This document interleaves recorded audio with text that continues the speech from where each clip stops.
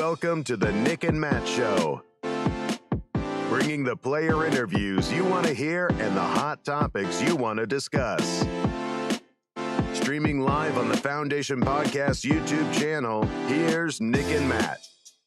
All right, everybody. Without further ado, our first guest of the night, Missy Gannon, all the way from wherever she is. I know her profile says New York. I think it says Beacon, New York. Where are you calling us from tonight, Missy?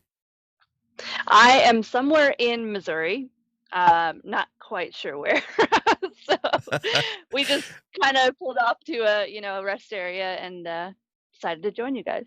Nice. We appreciate it, definitely. Yeah, that's excellent. It's always such a funny way of getting guests on. It's just like, oh, by the way, you're probably going to have to pull over for like 20 minutes so you can do this interview really quick.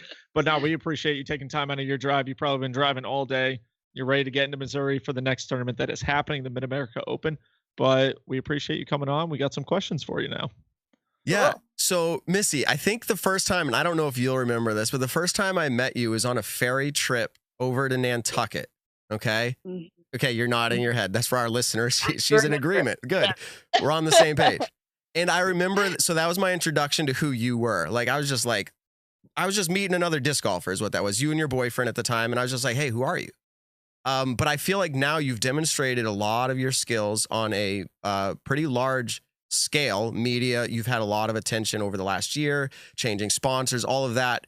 What do you see as your biggest improvement from when you started in the beginning over the past few years, where you've really come to create your own person, I guess, in the disc golf world? Like, people know who you are. What is it? What's happened like over since you started till now? Yeah, and actually when I met you on that ferry ride, that was my first real start of tour. I had just gone on tour, I think that year in June, and then Nantucket was a month or two later.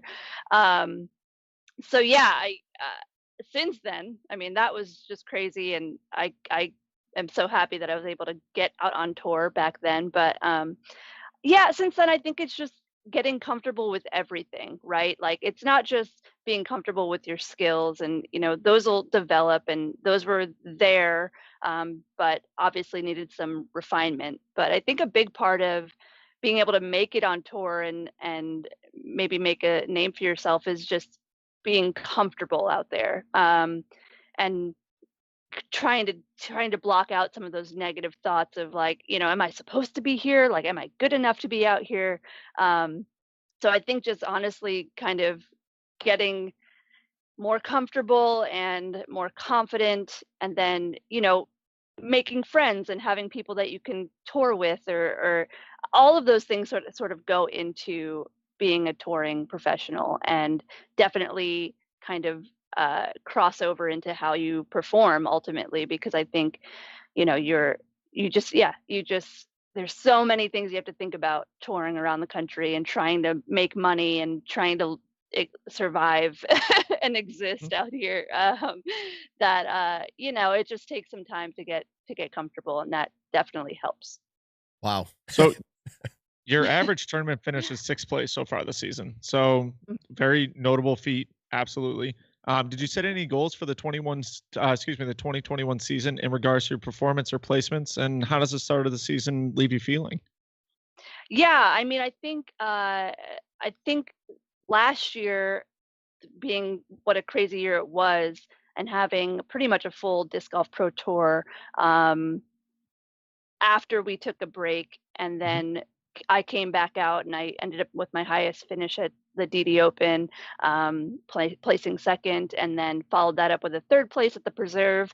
It sort of was like a weird kickstart for me, I guess. And so, my expectations started to raise, and I started to think like, okay, well, I should be able to do top 5 every time, which maybe was a little bit unrealistic at the time, but it at least made me feel like, okay, well, then top 10 every time should be feasible. And so far, so good with that trend. But yeah, so I think yeah, just trying to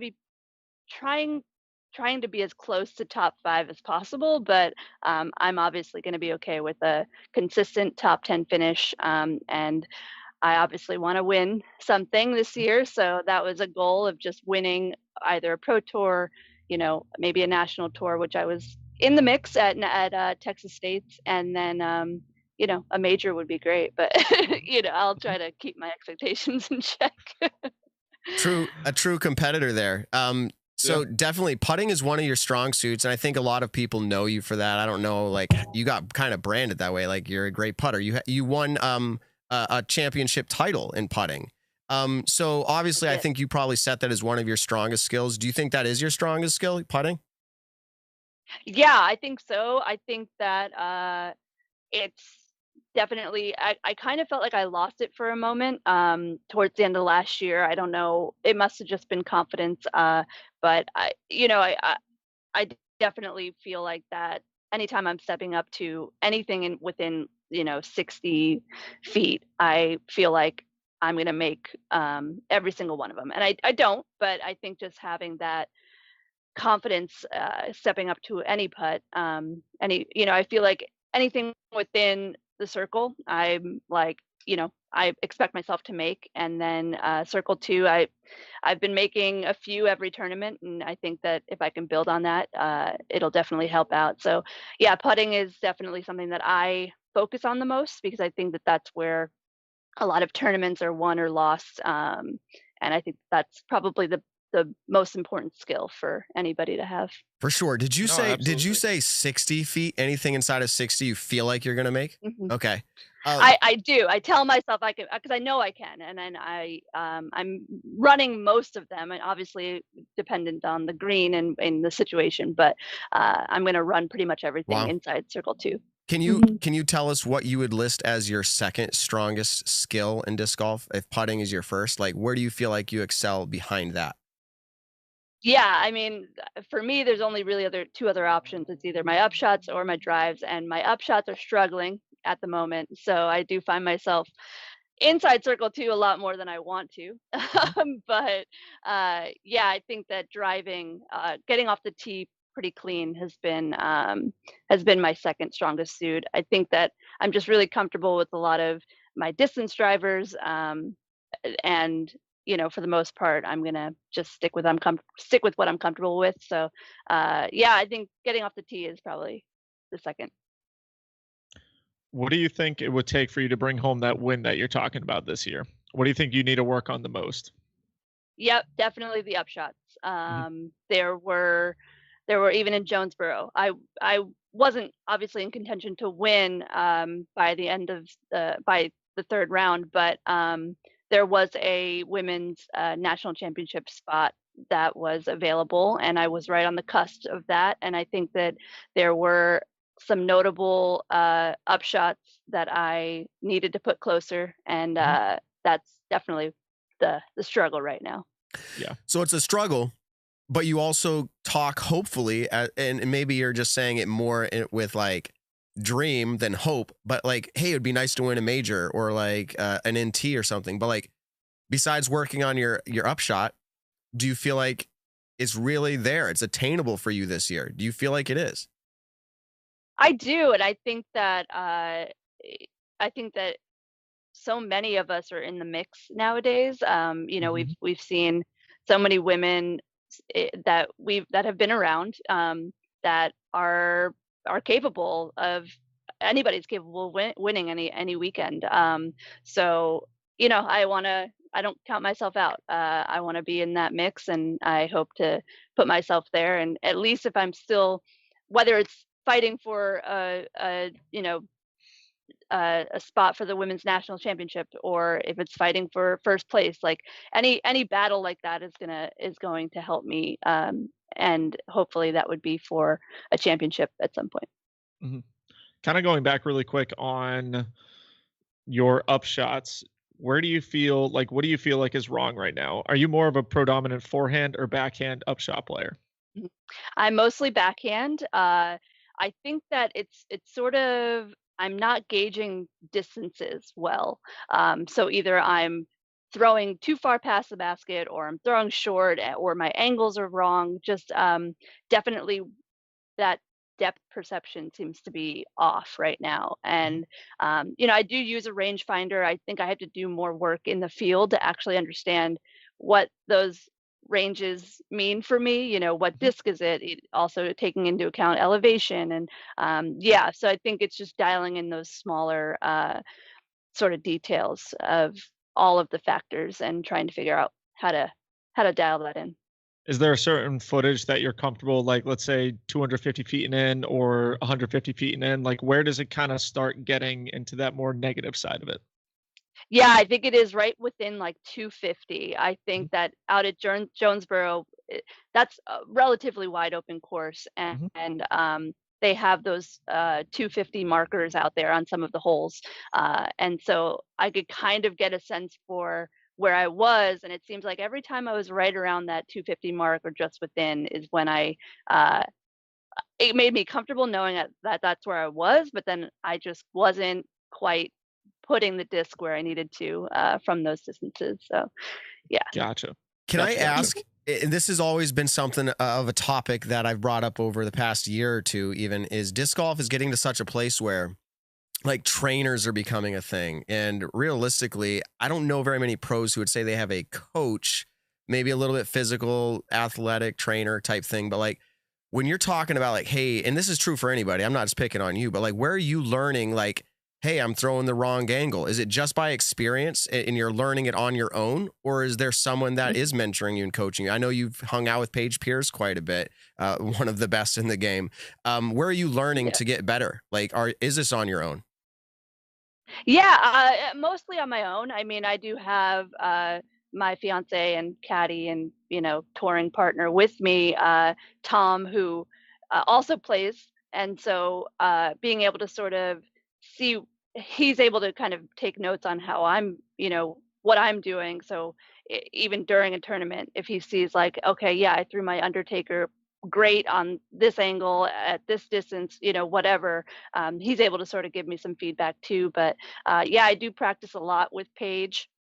Obviously she has a much farther throwing arm than I do, and so for her, if I see that she's throwing maybe a mid-range, maybe for me that means it's a fairway driver. And so there is some takeaway from practicing with her. I can kind of take a little bit of notes from watching her play and sort of try to translate it into my game. Yeah. So have you played Beacon Glades disc golf? Is that nearby where you're from? Yeah. So yes. It's funny because again, I do a little bit of research. We found out, hey, we're getting Missy tonight. So I looked real quick. You're from Beacon, New York, or at least your profile says that. I've played Beacon Glades. It's obviously very wooded course. Can I ask, coming from New York, because I'm also from New England, Nick's from New England, New England native, moved to Virginia.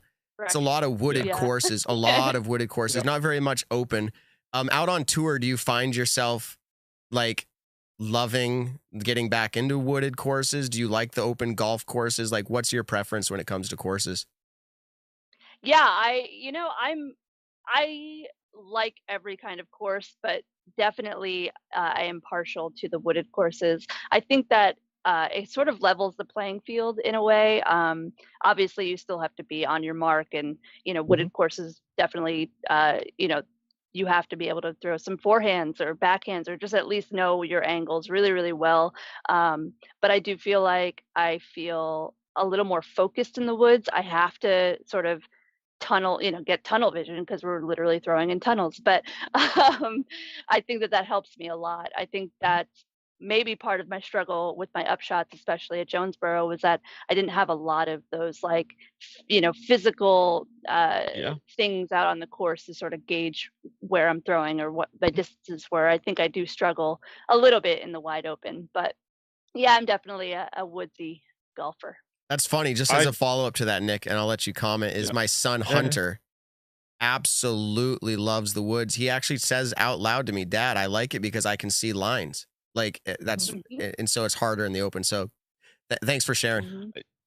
Yeah, I was pretty much going to agree with that. I think throwing upshots in the woods, it kind of gives you like this, okay, that tree to the right of the basket is only 20 feet away. So I know if I get to that tree, I'm inside the circle.